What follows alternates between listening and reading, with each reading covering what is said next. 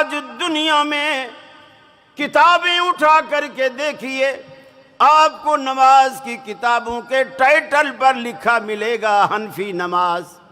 ارے نماز بھی کبھی حنفی شافی مالکی ہوا کرتی ہے۔ نمازوں کے بھی تم لوگوں نے مذہب بنا دیے، نمازوں کے بھی تم لوگوں نے مسلک بنا دیے۔ آپ کسی بھی دینی کتب خانے سے پوچھئے مجھے حنفی نماز چاہیے، آپ کو اٹھا کر کے دیں گے، اوپر ٹائٹل پر لکھا ہوگا حنفی نماز۔ اور اللہ کے حبیب کیا فرماتے ہیں؟ سارے صحابہ کو جمع کر کے فرماتے ہیں صلو کما رأیتمونی اصلی، اے دنیا والو ایسے نماز پڑھو جیسے تم نے مجھے نماز پڑھتے ہوئے دیکھا۔ اللہ کو ایک ہی طریقہ پسند ہے۔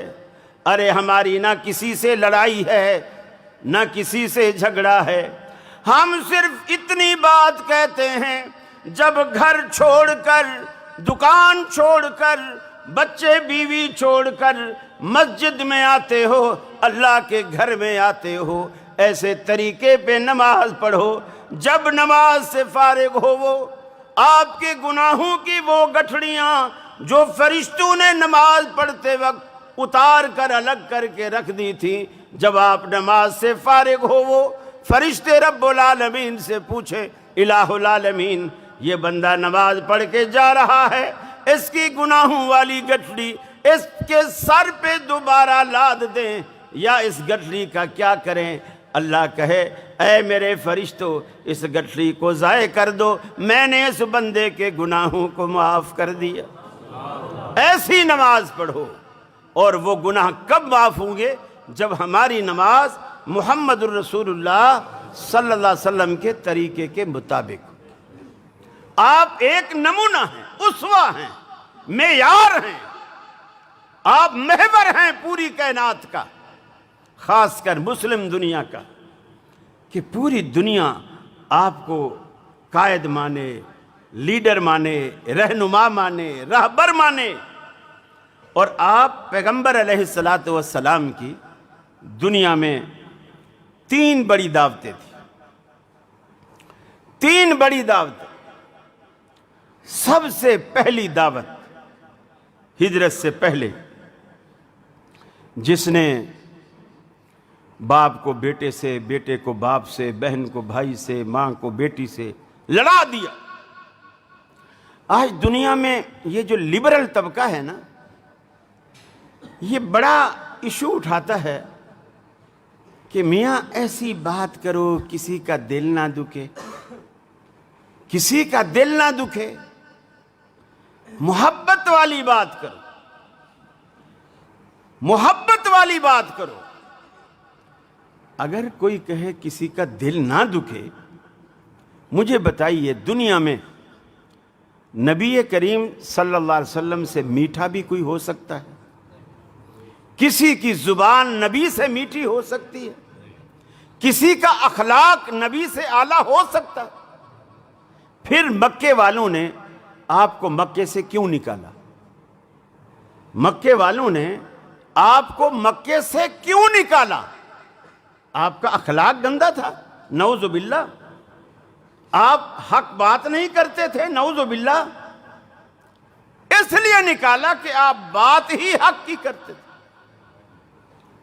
بلکہ ایک دن حضرت عبداللہ بن عمرو بن العاص رضی اللہ تعالیٰ عنہ رسول اللہ صلی اللہ علیہ وسلم کی یہ حدیثیں لکھا کرتے تھے۔ سیدنا ابو ہریرہ کہتے ہیں میں زبانی یاد کرتا تھا، عبداللہ بن عمرو بن العاص لکھا کرتے تھے۔ یہ پڑھا لکھا آدمی تھا، اللہ کے رسول جو بھی کہتے اس کو لکھ لیتے۔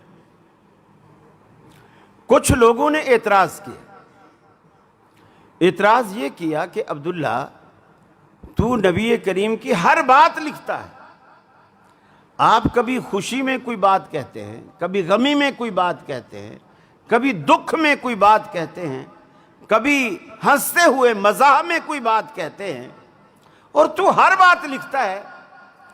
تو ہمارے بعد آنے والے لوگ جب ان باتوں کو پڑھیں گے وہ تو ہر بات کو دین سمجھ بیٹھیں گے اور ہر بات کو صحیح سمجھ بیٹھیں گے۔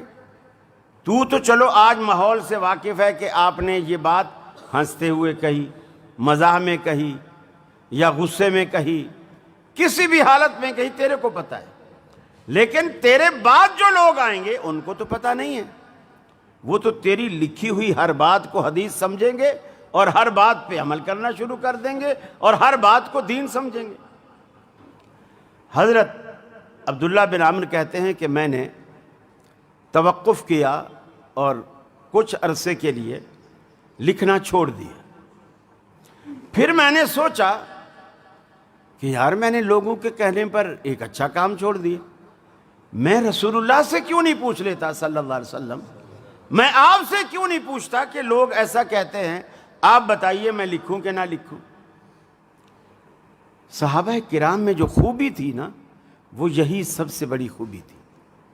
کوئی کچھ بھی کہتا، ادھر سے سنتے ادھر نکال لیتے، اور اگر وہ دماغ میں اثر کرتی رسول اللہ کے پاس چلے جاتے، یا رسول اللہ صلی اللہ علیہ وسلم یہ بات ایسے ہے، لوگ ایسا کہتے ہیں، آپ بتائیے ہم کریں یا نہ کریں۔ آج لوگ رسول اللہ صلی اللہ علیہ وسلم تو موجود نہیں ہیں، لیکن آپ کی پوری تعلیمات موجود ہیں، حدیث کی شکل میں آپ کی پوری زندگی محفوظ ہے۔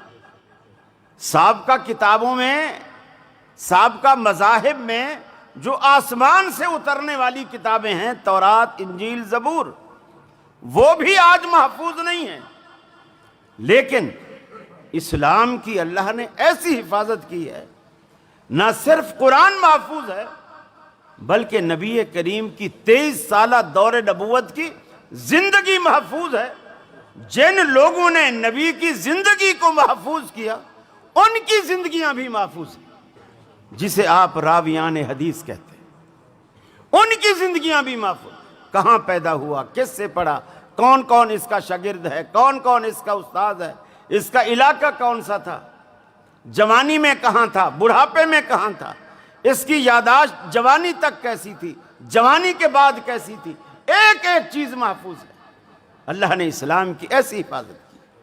جب عبداللہ بن عمرو بن العاص نے کہا یا رسول اللہ صلی اللہ علیہ وسلم، لوگ مجھے روکتے ہیں میں آپ کی ہر بات نہ لکھوں، اور میں پہلے لکھتا تھا، آپ بتائیے میں نہ لکھوں یا لکھا کروں؟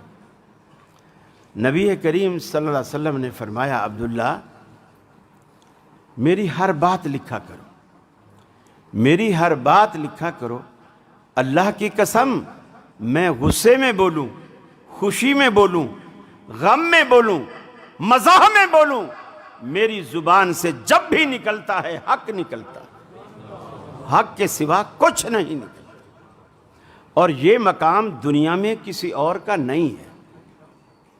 میں آج پھر کہوں گا، دیگر مذاہب میں، دیگر مسالک میں اور اہل حدیث میں بنیادی فرق یہ ہے، ہمارا مرجع اللہ کا رسول ہے۔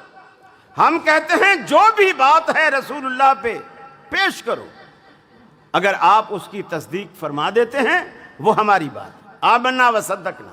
اگر آپ تصدیق نہیں فرماتے تو آپ بھی اس بات کو چھوڑ دو، اس لیے کہ ہم نے کلمے میں ایگریمنٹ تو یہی کیا ہے نا، اس کے علاوہ تو ایگریمنٹ نہیں کیا۔